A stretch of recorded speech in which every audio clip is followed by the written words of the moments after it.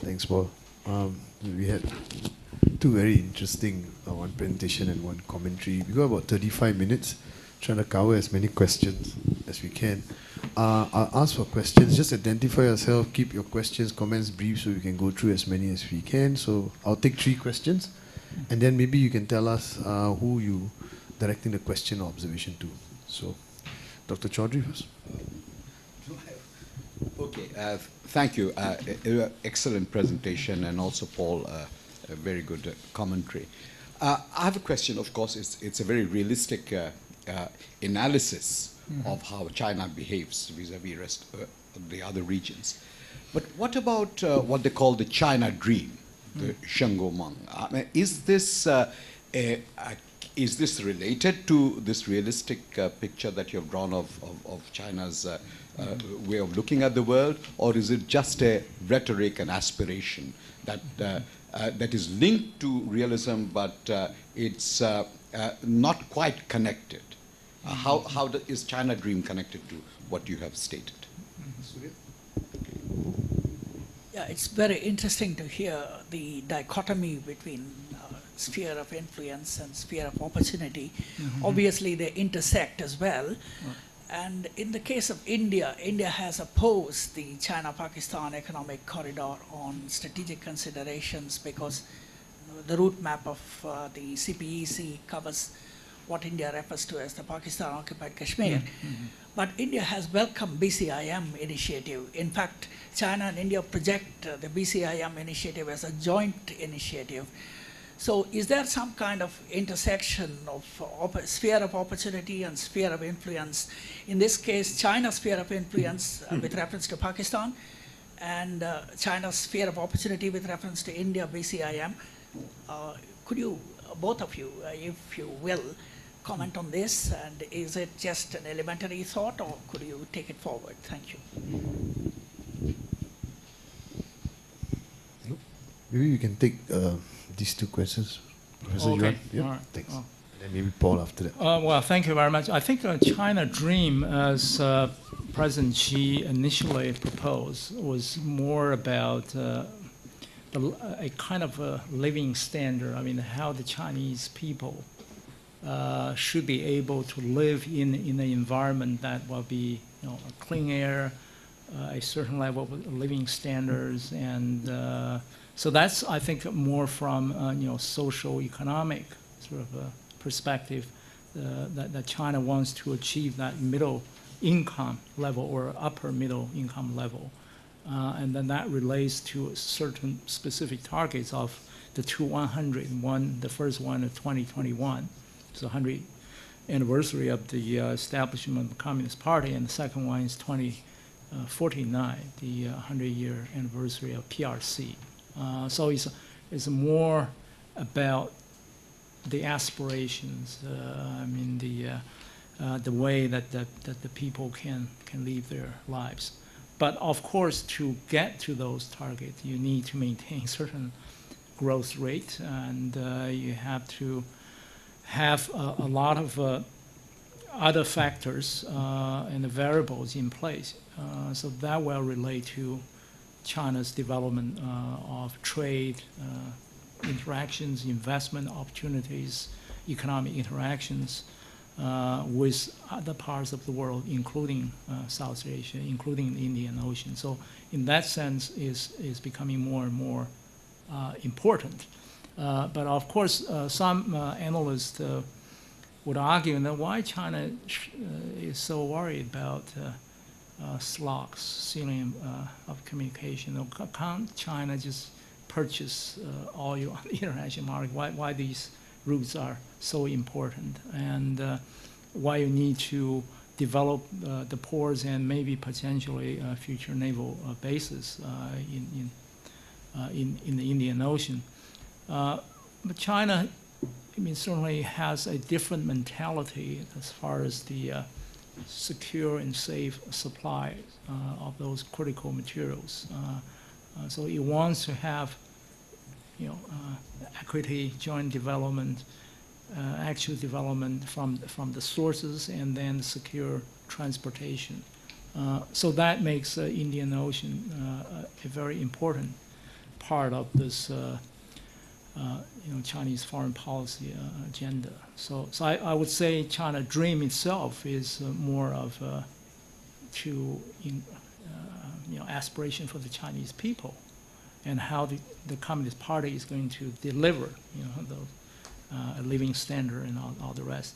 But in order to deliver, China needs to expand its international economic ties, and so that's where my understanding of China Dream there. Now the China-Pakistan economic corridor, I think is now from China's perspective, there are multiple objectives. One is, as I mentioned, is the alternative routes of transportation, right? So that would be one.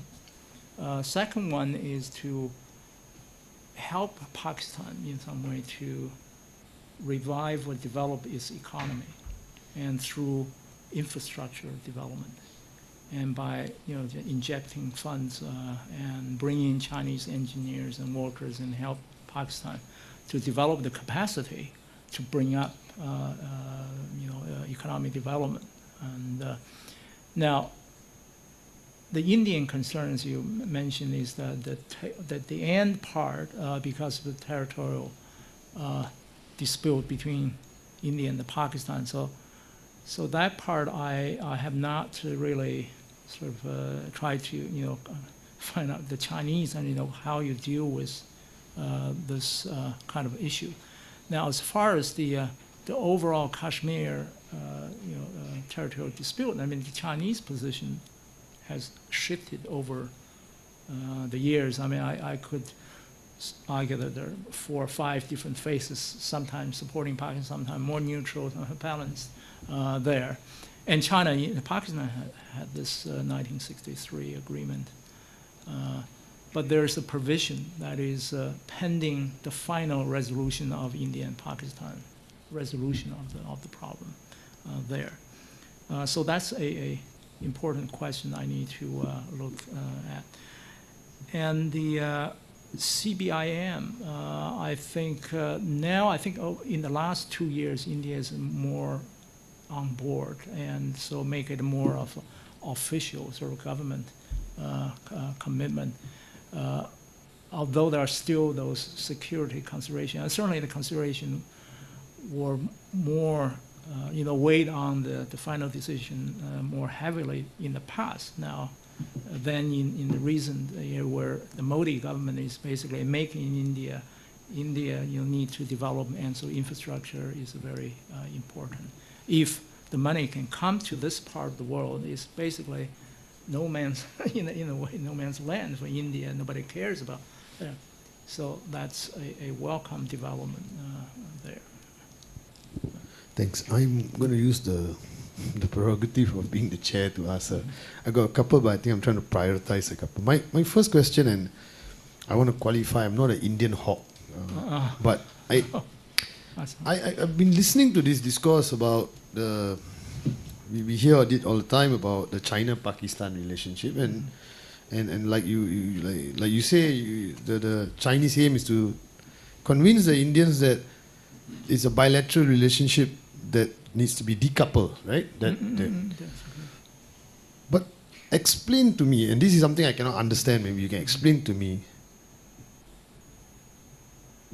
The Americans were close to Pakistan because they had clear strategic aims, right? During the Afghan war, they needed Pakistan.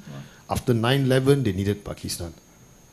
Besides countering India, what role does Pakistan play in Chinese foreign policy? I cannot imagine any role at all. And I'm saying this out just because just to be controversial, but I'm hoping whether you can, because I look at Chinese foreign policy and I look at Pakistan, they don't seem to be able to play any role except to counter India, and that's coming from me.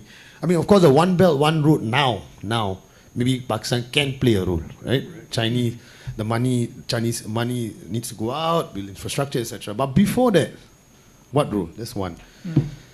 The second question is about and we hear this all the time, this thing called freedom of navigation, sea lanes, security. But surely the Chinese cannot be worried that the Americans are going to stop freedom of navigation. They are the greatest trading nation in the world.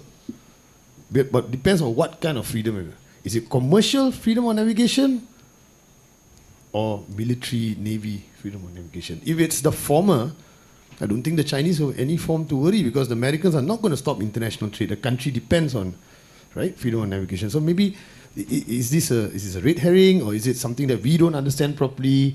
You know, maybe the Chinese are a bit more, more nuanced than we give them credit for. That's number two. The third one, I'll be very brief, sorry. This term being used all the time now, the Indo-Pacific. Of course, it's been embraced by people from Australia, Indonesia, Singapore also, I think, thinks the term has some utility. The Indians are also happy with it. Americans like it. But the Chinese response has been mixed. At first, the Chinese are a bit reticent. Some Chinese academics later came out and said, actually, it's not a bad term, because it legitimizes China's place in the Indian Ocean. Yeah? But also the reverse happens. You legitimize India's role in East Asia. I was wondering, given that you follow this subject, how is the debate shaping so far? What's the response to this kind of map making, as I speak? Because when we make maps, they have policy implications, right? But that's all. Sorry, I didn't want to hog the... Any other questions for this round? Or no, I think maybe yeah. Okay. And Paul, of course, if you can comment on some of them, please.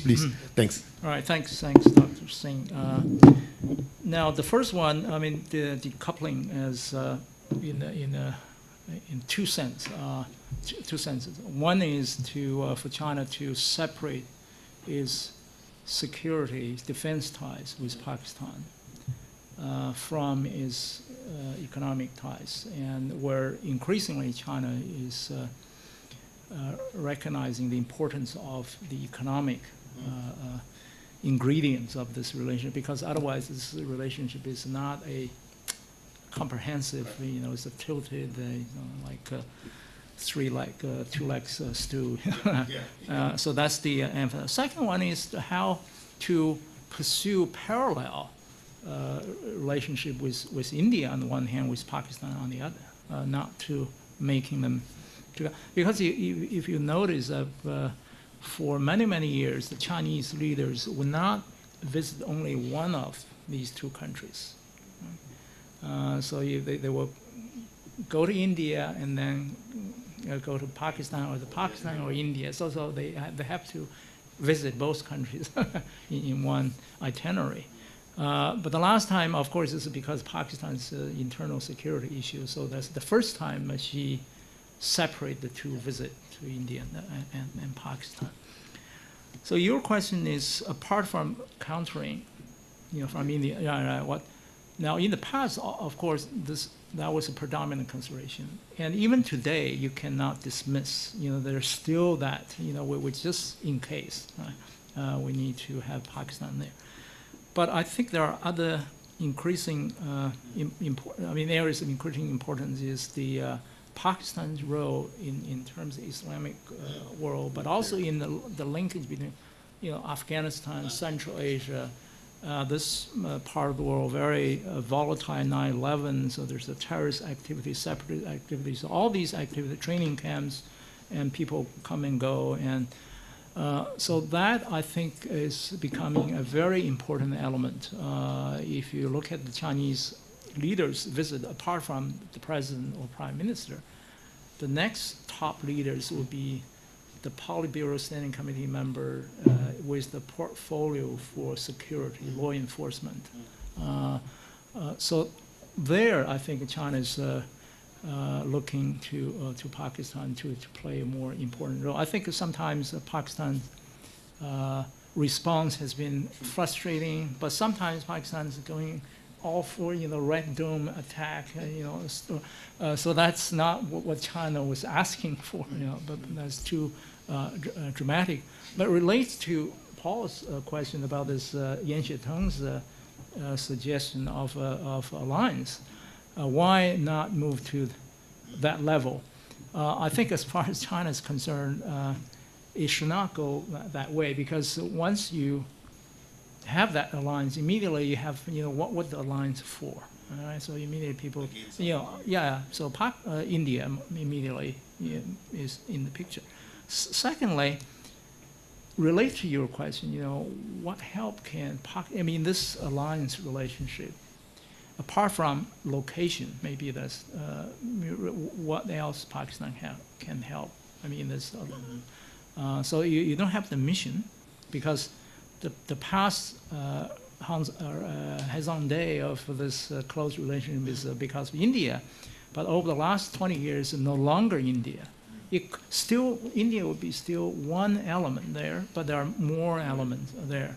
So why you want to put yourself in the position? And then secondly is the capability is very asymmetrical. You don't get anything really important apart from sort of a location. So I think that's the probably China will not want to go that way. Now, second, the freedom of navigation, and the U.S. is not going to stop. Yeah, that's true in the normal circumstances. But I think what China is doing serve two objectives. One is once those ports are developed and up and running, they provide China with more access points in both ways, trade flow and energy supplies.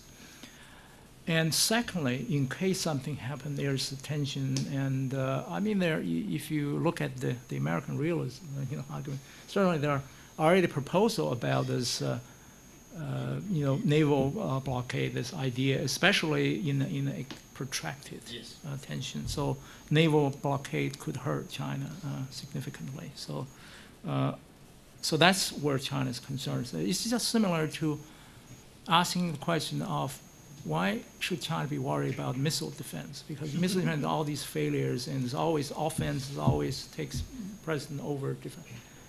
But China knows that the American has the technology, can develop it. You can't wait until there's a defense system in place, and then it will be too late. So this is the same similar mentality there. Indo-Pacific, I think predominantly the Chinese discourse still is the Asia-Pacific, and some analysts, refer to Indo-Pacific more of a American, Australian connection, bringing India into this big, the Japan, Australia, India, and the United States. So I think there's only a very small number of analysts would be actually, talking the Indo-Pacific talks, but it's more in the context of understanding American intentions in a broader pivot and I do. Yeah. And I will do 3 sentences on 5 items. Item number 1 is the China dream. From a Southeast Asian angle, I was intrigued by the question, why China, the China dream, and JD gave part of the answer, but my answer would be that one element of the China dream that we need to understand better from a South Asian angle is the dimension of Xi Jinping's thought on what it means to be Chinese, and essentially the concept of Hua, the Chinese. Because as I'm here in Singapore, I teach a course on Singapore's foreign policy, and one of the issues that has been raised by all of our guests has been the China dream from the angle of what it means for the connection between China, mainland China, People's Republic of China, and overseas Chinese, and whether this is a new phase of understanding, and how China is going to be increasingly brought into conflicts where ethnic Chinese are targets or are in some ways in harm or in peril. And this plays out here in Singapore. But what I don't know is the pattern and the distribution of people of Chinese descent in South Asia, other than India, and along the border areas of Nepal. But in Sri Lanka, elsewhere, if this is a non-issue, I just, again, on your map, JD, please talk to us about where if China is looking in this direction, where it sees ethnic Chinese located. Not as a, I don't mean it from the angle of them being a secret column that is going to overthrow their governments, though that for some people that's been a political issue, certainly in Southeast Asia. But whether it is more about where there may need to be protection, or at least new forms of connection, because the Chinese expanding presence is not just about hard power, it's not just about economics, and it's really not even just about soft power, it's about connection through United Front tactics and other things to people outside of China. So I would say that is number one. When you asked about BCIM, I would answer it with, I'd like to learn more, and I hope that we will learn from JD's study more. But I was interested in his conversation. He didn't mention SARC once. And if you talk about a region, and admittedly, you know, it's the biggest difference between Southeast Asia and South Asia from this angle is Southeast Asia has an organization. You cannot talk about China's relations with this region. You can't talk about this region without talking about ASEAN and a code of conduct that is negotiated with an organization. And I would add just one more thing on the freedom of navigation issue, because I think, Sender, your question is really, really important. And we're all trying to think our way through it. But I'd add one dimension that freedom of navigation, you do a distinction between innocent passage, commercial shipping. And boy, I can only think of 2 or 3 times in the last 150 years that freedom of navigation has been challenged about that kind of passage, except in context of war. So you talk about a war, then you can get into a whole other set of issues that JD did. But I have a little bit different take. I think the freedom of navigation issue is indeed about some naval things, but it's not about surface ships. It's about submarines. And why that trip to Sri Lanka is so interesting is it means that Chinese submarines are able to operate in the Indian Ocean. And I don't think it's there because they want to sink ships of other countries or to have an influence.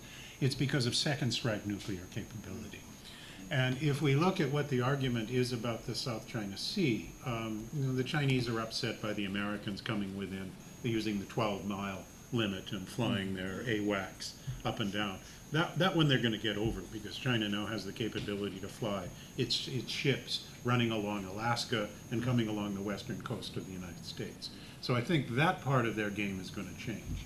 But where they do have a very serious interest is in the monitoring and following of their submarines with their nuclear capability. And it goes back to where you brought us, JD, on missile defense and other things. One logical response to that is not only the upgrading of their the composition of their weapon systems, the multiply independent targeted reentry vehicles, but it's also where you have submarines that cannot easily be tracked by the American. Excuse me.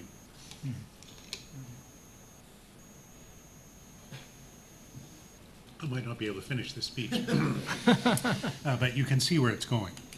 This is about submarines. And what those rules are going to look like, how they're going to be negotiated.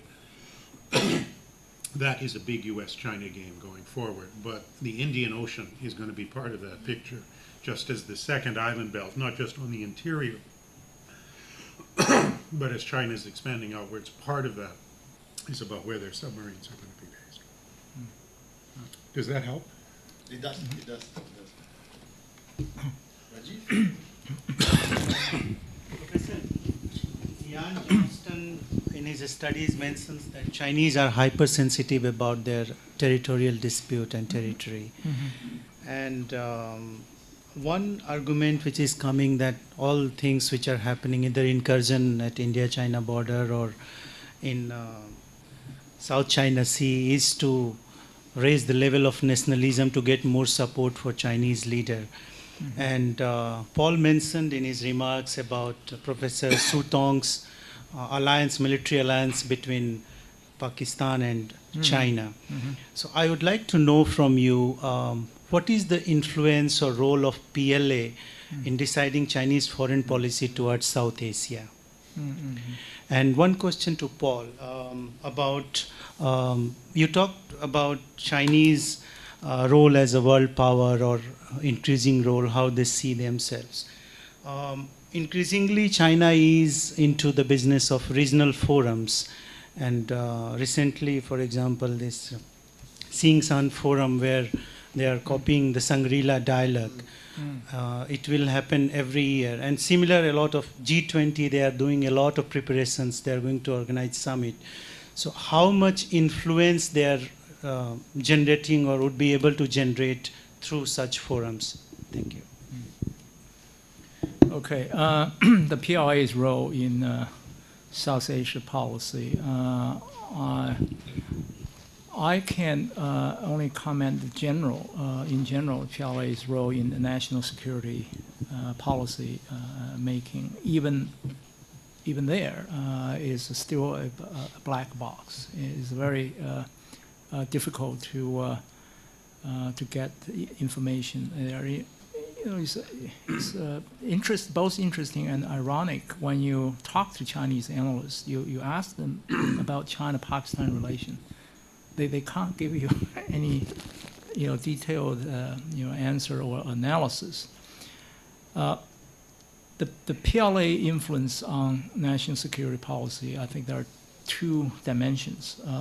One is it really depends on the specific issues, because when you talk about foreign policy issues, there's a spectrum of specific issues that from the economic sort of low politics to the high politics of military preparation and intervention.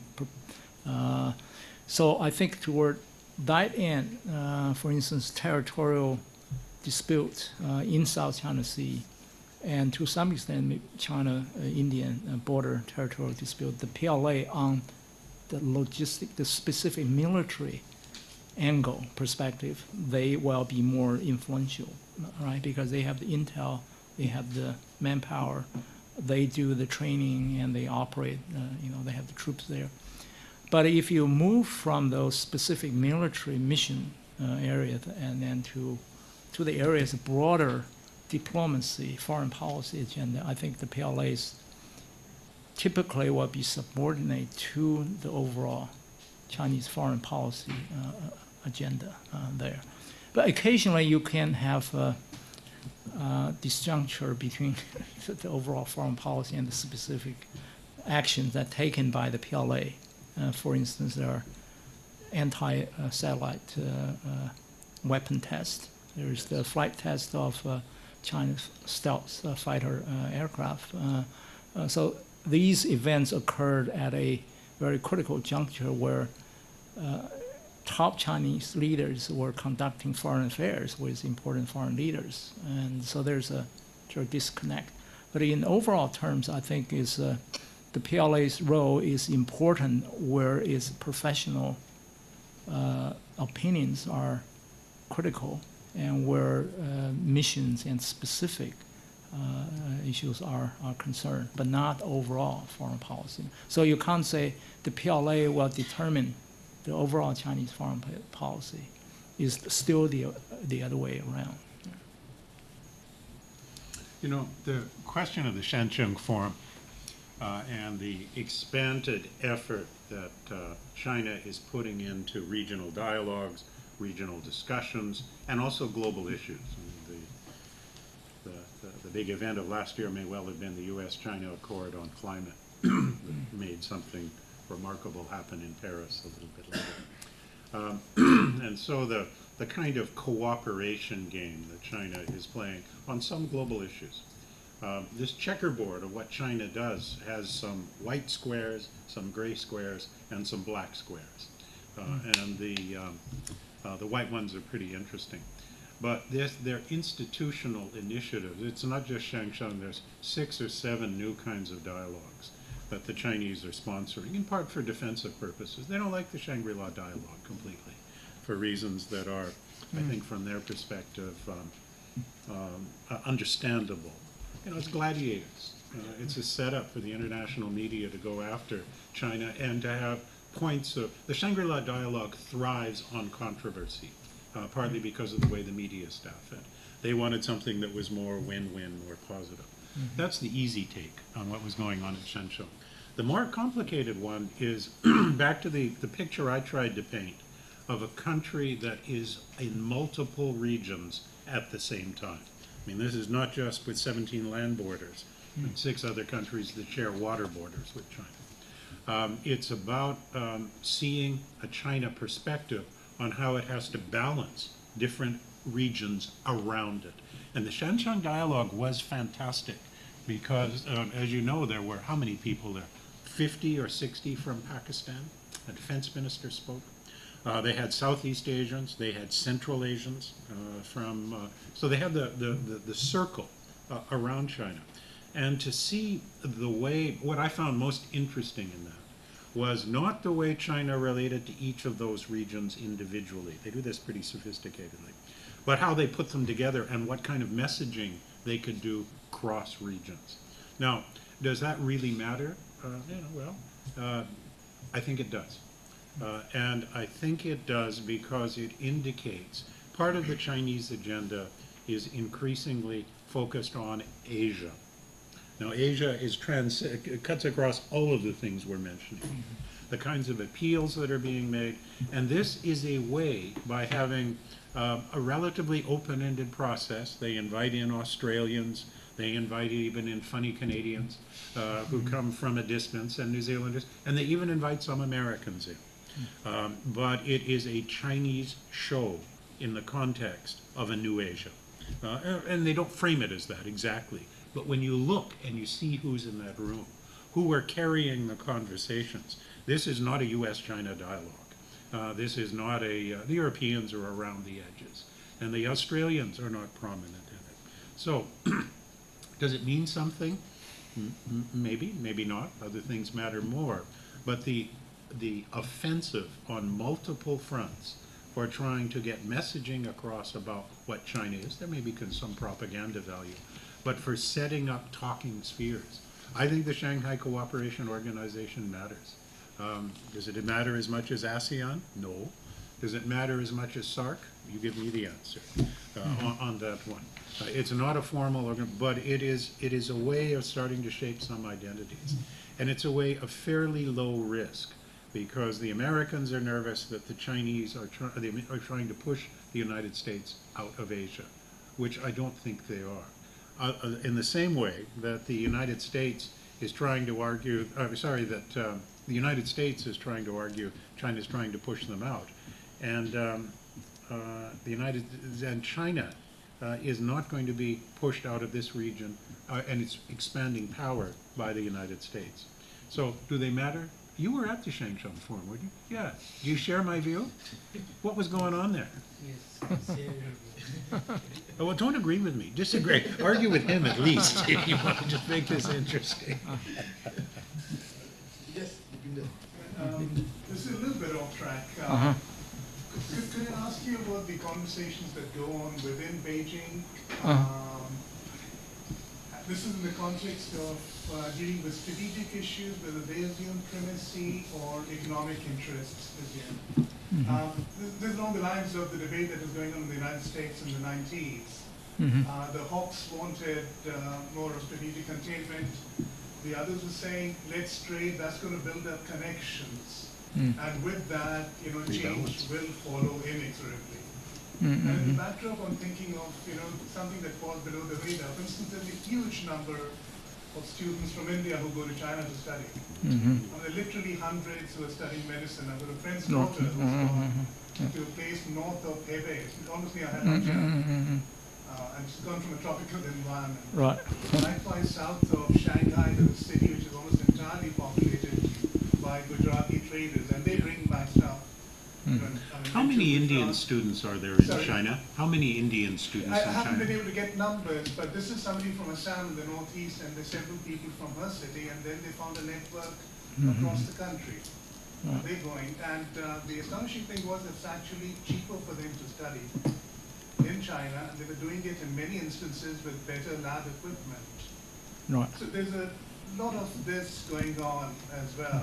But my question was, I mean, the official circles, is there, I don't know if there's any papers or any way you have, or get a think out loud, if there are these sort of debates going on amongst the leadership, surely there's not a singular view that's on China, South Asia, on engagement with South Asia, or for that matter with other countries, whether economics assumes primacy or strategic issues which may conflict with economic exchange.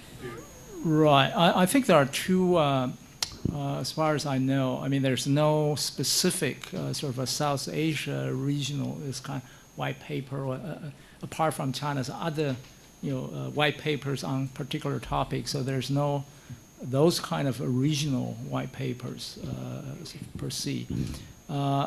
So the true track I'm talking about is one is the bilateral sort of discussion about China, India, but the predominant views, I mean, if you look at the Chinese official view, is more of a win-win, both developing countries, economic, prosperity, living standards, a lot of common interest, management of sensitive, issues there. South Asia as a whole, I think the Chinese still are in a very bilateral mode, specific bilateral countries. So you go on, you look at for official document is more of a China-Sri Lanka relations, China-Bangladesh. So you don't see the China-South Asian relationship there. So that's why I skipped the SARC thing, although the SARC is in the paper but not in the presentation there. I mean, so I think with India becoming full member of Shanghai Cooperation Organization, probably China will also ask for full membership within SARC. So whether that will go or not. Now, the Chinese students, Indian student in China, I think is probably around 10,000 or even larger number, and certainly the medicine I've seen somewhere there. In terms of the tourists, there are close to 700,000 Indians going to China, but there are only like 1,600 Chinese, 160,000 Chinese. So it's only about a quarter of the number of Indians going to China. So that's why this year is designated as the Visit India year or something like India year for China. So the Indian government is promoting the tourism in many Chinese cities as well. Thank you. I think you got to be very, very brief.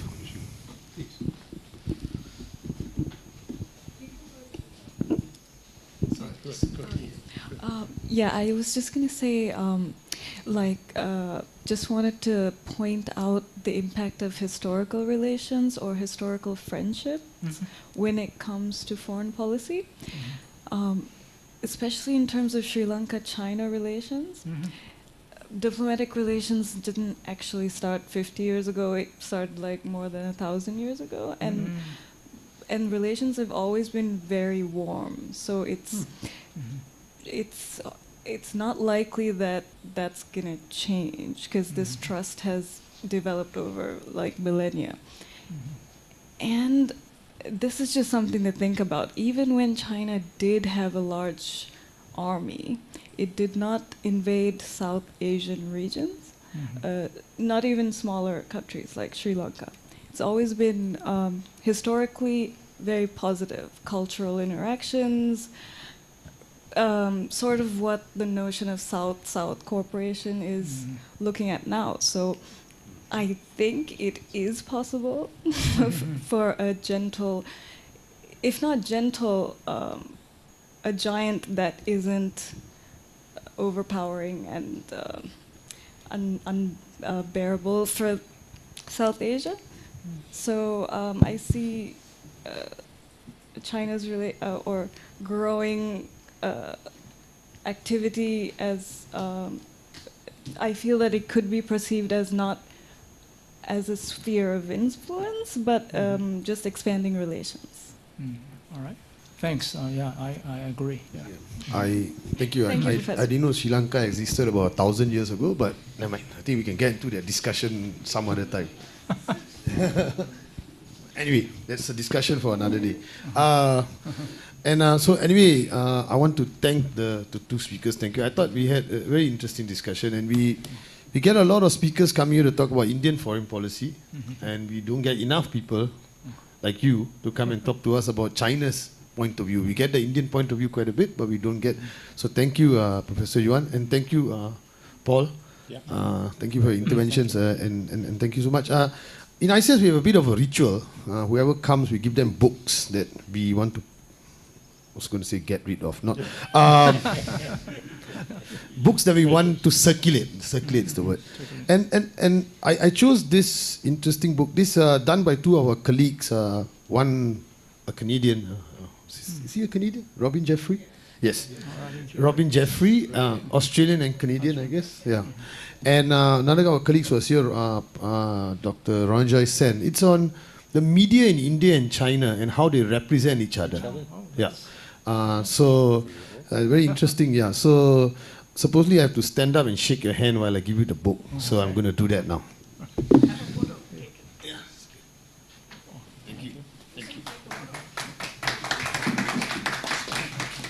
Same one. Yeah, same one. Thank you. There's tea and coffee outside. Thanks. Okay, thank you. Thanks, guys. Thank you so much. Thank you very much.